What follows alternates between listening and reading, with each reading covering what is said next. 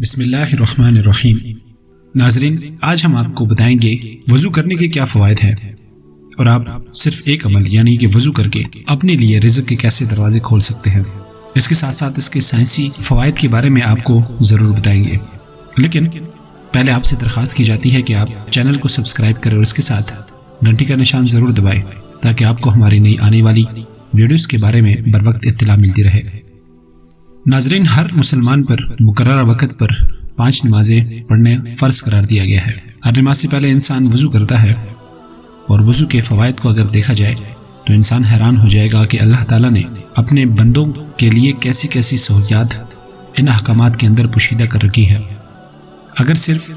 وضو کے کمالات کو دیکھا جائے تو اس پر پوری کتاب لکھی جا سکتی ہے، اور اس پر باقاعدہ کتابیں لکھی بھی جا چکی ہے، اور اس کے طبی لحاظ سے جو فوائد ہیں ان کو بھی بہت زیادہ تفصیل کے ساتھ بیان کیا گیا ہے۔ آپ صلی اللہ علیہ وسلم نے فرمایا کہ جو شخص وضو کرتا ہے اور شروع میں اللہ کا نام لیتا ہے تو اس کے ہر عضو سے گناہ گرتے جاتے ہیں، یہاں تک کہ جب وہ پاؤں دھو لیتا ہے اور اٹھتا ہے اور اللہ کی تعریف کرتا ہے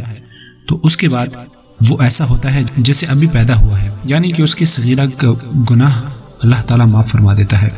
ایسے ہی ایک دوسری حدیث کا مفہوم ہے کہ آپ صلی اللہ علیہ وسلم نے فرمایا کہ جو شخص 5 وقت نماز پڑھتا ہے، وضو کرتا ہے،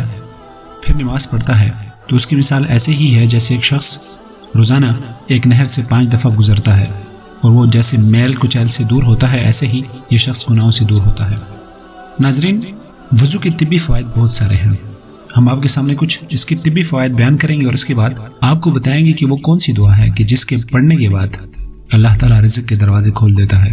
ناظرین، ماہرین کہتے ہیں کہ جب ہم وضو کے دوران ہاتھ دھوتے ہیں تو دن بھر ہاتھوں میں طرح طرح کی گندگی اور جراثیم کے لگنے سے بہت سی بیماریاں جیسے نزلہ، آئی فلو، دمہ، انفلوئنزا، ہیضہ اور ہیپیٹائٹس وغیرہ ہونے کا خطرہ بنا رہتا ہے۔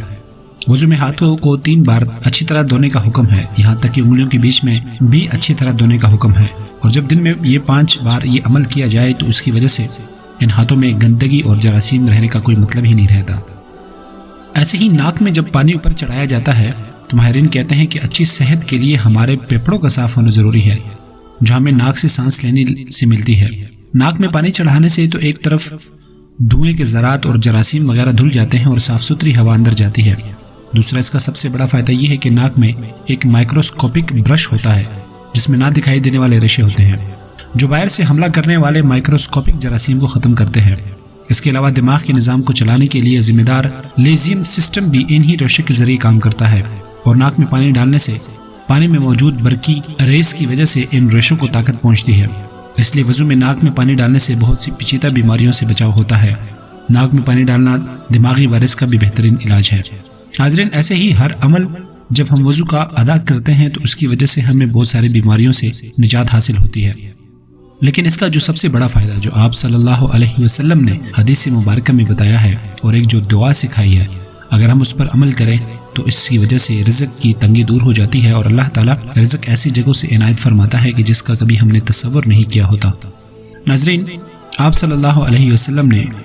اپنی امتیوں کو یہ دعا سکھائی کہ جب وضو کر لے تو اس کے بعد یہ دعا پڑھے۔ حدیث مبارکہ میں دعا کچھ اس طرح موجود ہے: اللہم اغفر لی ذنبی، اے اللہ میرے گناہ معاف فرما دے، ووسع لی فی داری، اور میرے گھر میں وسعت عطا فرما، وبارک لی فی رزقی، اور میرے رزق میں برکت عطا فرما۔ یہ ایک دعا ہے، اور یہ دعا جب بار بار مانگی جائے تو اللہ تعالیٰ صرف ایک بار مانگنے سے بھی عطا فرماتا ہے، تو اگر بار بار اور دن میں 5 دفعہ یہ دعا مانگی جائے تو اللہ تعالیٰ کیوں نہیں عطا فرمائے گا۔ ایسے ہی بزرگوں کا یہ معمول رہا ہے، اور وہ اپنے متعلقین اور مریدین کو بھی یہی سکھلاتے تھے کہ اگر رزق میں برکت چاہتے ہو تو ہمیشہ باوضو رہو۔ آپ بھی اور آپ کے چاہنے والوں کے لیے بھی یہ پیغام ہے کہ باوضو رہیں، دعا پڑھیں، نماز پڑھیں،